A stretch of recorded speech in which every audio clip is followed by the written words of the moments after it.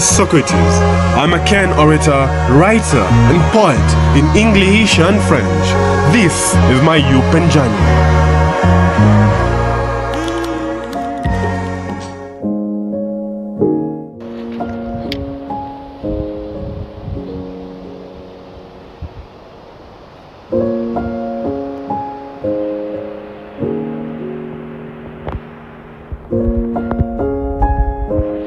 So, can we say that I've met some progress? Okay. That is a good one. Get it? Progress? Progress? Okay, fine. Look, I know I'm funny. If you don't find me funny, that's on you. So, we're shooting this video in Prague at a place called Charles Bridge. And one of the things that has been on my mind all this while, I got to Prague, I got here around 5 a.m. in the morning. It was as sunny as it is right now. You can imagine, ridiculous. Like literally, it was so sunny, it's 5 a.m. in the morning. But one of the things that I've actually been, informing the posture of my mind over the weekend are actually two things. One, a conversation that I had with Leo, my German friend whom I met at Wharton. Spent the weekend with him in Berlin. Then I went from Berlin to Prague. But my initial destination, point of departure was Paris. So it's been Paris to Berlin then to Prague. And the second person who's really informed the posture of my mind over this weekend has been my brother, Arthur Pondo. So he had the two thematic concerns. One, it's about the aspect of, my brother normally tells me, whatever you see other people having, in terms of, you see other people living lofty lives, polished, very exquisite lifestyles. That is not inaccessible to you. Just as it is accessible to them, it is equally within reach. However, there's a lot that must come into play for that to actually be possible. Then the second thing that I'm going to develop is something that I learned from Leo. So let me just get some context. So Leo, he was under 19 world champion in men's heavyweight rowing. You got that right. World champion, under 19. He competed in the world championship under 19 category for the heavyweight rowing category. Impressive stuff. This guy's phenomenal in every single sense of the word. Not only is he, this is how I describe Leo. I will say Leo, he has the physique of an Olympiad and the charisma of a knight. There you have it. The physique of an Olympiad and the charisma of a knight. That is exactly how I'll describe Leo. And after spending some time with him, the whole weekend, exploring Berlin, talking to him, engaging in very intimate conversations, I got to learn about his motivations and the nature of the person he is and what really inspires and informs his psyche. And something that I learned from him is that he acknowledges that, you see the global leaders and the world leaders that we have today, eventually, by consequence, they are going to step down, or they're going to die, or they're going to retire, but a vacuum will eventually be created. And the people whom are currently in the, let's say 18 to 27-year-old bracket, as time progresses, some of them are the ones who are going to ascend to the top. We really don't know who it is, but someone must ascend to the top. The question is, how will that person be you? That is exactly what I picked up from Leo in terms of his posture and the texture of his psyche. He's the kind of person who's very, very aggressive and ambitious in terms of the stuff that he does. And he acknowledges that someone must win. And if someone must win, why can that someone be me? That is the attitude I got from him. And I don't know if, for me it was literally, it was mind-boggling to understand that he acknowledges that indeed someone must win. And the question is, how do I ensure that that someone is me? Because at the end of the day, someone must win. You see that we have these conversations about a growth mindset versus scarcity mindset. I think that's a different category because, a scarcity mindset is that, the limited slots, why bother? A growth mindset is that as much as the limited slots, I gotta do something about it, and what matters is not acquiring the slot, but actually the path to progress. But Leo's category is that someone must win. And the person who's going to win is the person who's had a growth mindset all this while. As a result, when the moment meets the opportunity, this is the person who's going to shine and win, because they've also been preparing for that moment all this while, because deep in that they knew that somebody must win, and the person who wins is the person who stays consistent till the very end. And it's like a fusion of like a scarcity, that aspect of someone must win, scarcity mindset, but now with the caveat of what does it take to win, that is then the growth mindset. Then he just brings it up in this very unique fashion. And like, if someone must win, why can't that someone be me? And if I want that someone to be me, or do I need to make sure that that's closer to reality than ever before? Then my brother normally tells me, Socrates, don't exclude yourself from all these opportunities, spaces, experiences because of your background, because you haven't been brought up in a family of dynasty or a family of generational wealth, and interacting with kids who come from spaces of generational wealth. He told me, do not allow that to be a hindrance or an incumbent. What's the word? Encumbrance? Encumbrance? Hindrance. Let's just talk about the hindrance. To you, can I say, making the most out of these spaces and making sure not only do you progress, but advance in every single, can I say, conceivable fashion. Similarly, it's if I'm gonna try to put these two, can I say, schools of thought into conversation. So for Leo, somebody must win. How do I make sure that person is me? So that means I need to make sure that I'm as seasoned for the moment as I can possibly be. And that takes time, consistency, timing, and patience. Then my brother comes and tells me that all these spaces that you're in, they're not exclusive to you. You as well could get the benefit of being in such kind of spaces. However, you need to make sure that you are ready and seasoned for the moment, that when it does come, it finds you ready. And that is exactly what I've been thinking about this entire weekend. I've had the chance to meet with remarkable people, like literally remarkable people, moving from Paris to Berlin to Prague and all these other cities in between. The few months I've been all over Europe, hopping from Paris again to Basel to Interlaken, going to Constance, then Munich, then Vienna, then Budapest, then blah, blah, blah, blah, blah. You get what I'm trying to say?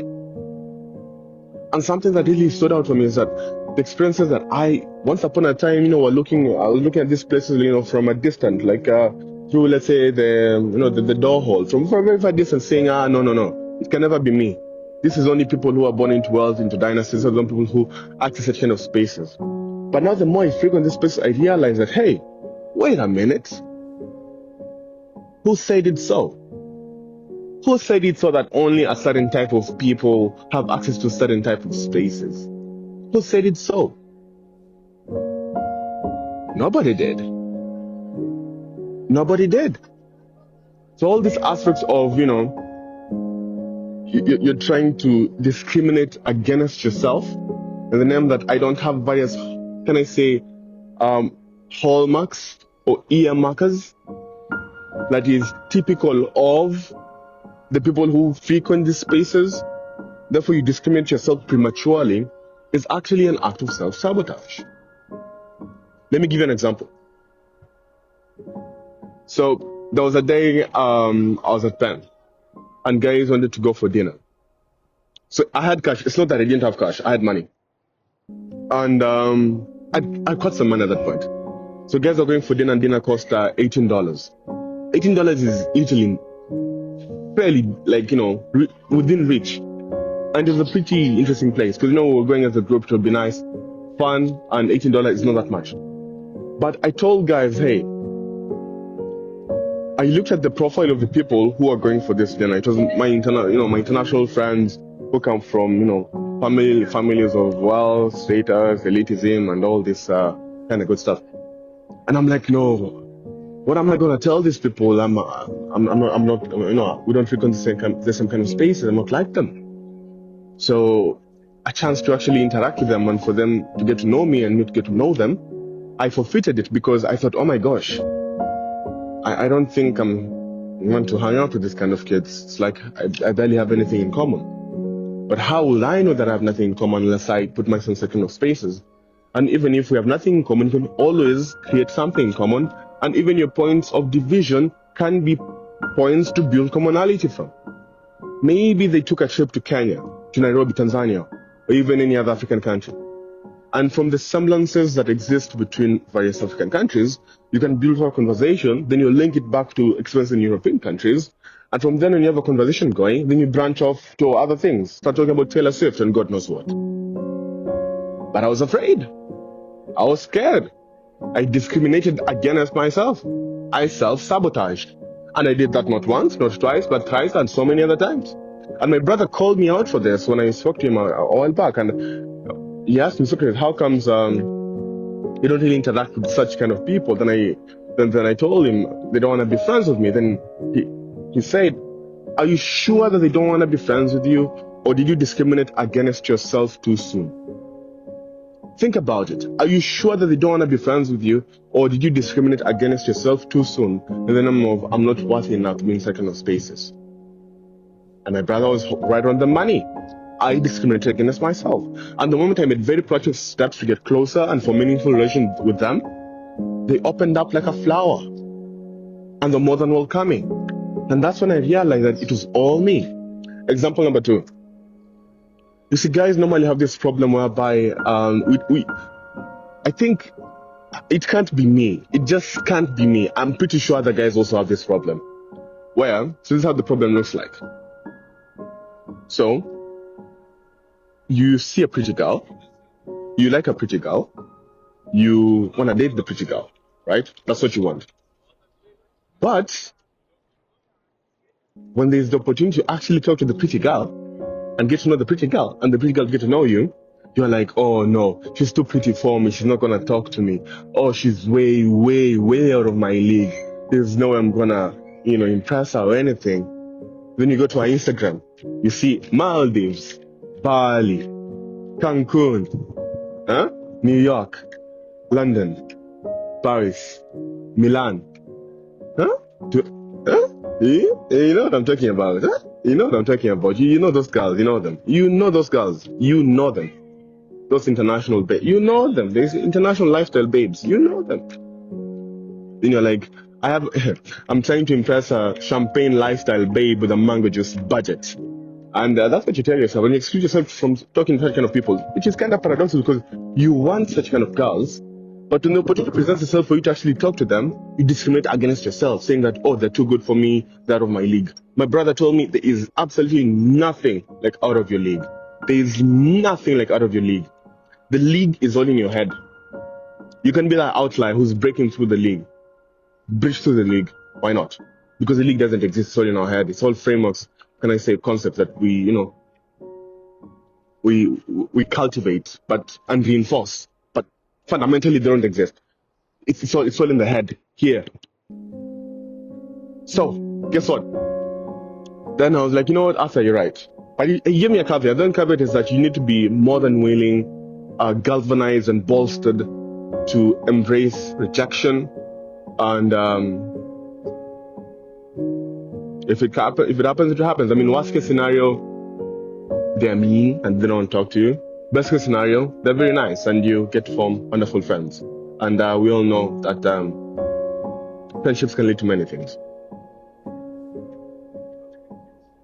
And you can get a friend can be a girlfriend later on, a friend can be a marriage partner, a friend can be a business partner, a friend can be many things, but you never really know unless you actually try. And so that's what I did. So I was like, fine. So there's these beautiful girls whom I want to date, or this one beautiful girls whom I want to be friends with. But the moment I get a chance to actually get to engage and talk to them, it's like I chicken out, then I psych myself out, or I discriminate against myself. Then I was like, okay, fine, what do I really want? Because I want it, but when I'm given a chance, like, I fumble. Like, you fumble just like me. Yes, you. Now I'm like, you know what? Let's give it a shot. Let's actually give it a shot. So, started hanging out with one of my friends who was like in this category of, that I've described, international lifestyle babes. Exactly. I hang out with her, then I'm like, okay, pretty chill, nothing crazy. Okay. Then of course she introduced me to other friends. Then it became like, God bless mutuals. Mutual friends. So like the mutual of my mutual is my friend. So one mutual, second mutual, third mutual. Before you know, there is like, this sphere of mutual international lifestyle babes. Just like that. And you get to know them and they get to know you. And lo and behold, you're comfortable around them. And you realize, seems like there was actually nothing to be afraid of. There's nothing actually to fear. And it's like, oh, this is pretty chill. I like this. And it's nice. And it's not simple. But simple doesn't always mean easy. But it's not simple. So, the two of the frameworks that I've gotten from Leo, my German friend, love that guy to the moon and back. My brother, Arthur Pondo, my lodestar, I don't know what I will do without him. And I hope that helps. I really, really, really hope that helps. And this is why we say Asante Sana, Kwaheri. This YouTube video finds us in Prague and on Charles Bridge, the most beautiful city in the world. It's not me who says it. It's Travelpedia and all these other externally affiliated blogs, not me. But that is it for now. If I get more insights while I'm in Prague, this beautiful city, beautiful, beautiful city, I'm gonna make another vid. But until then, see you next time. Ciao.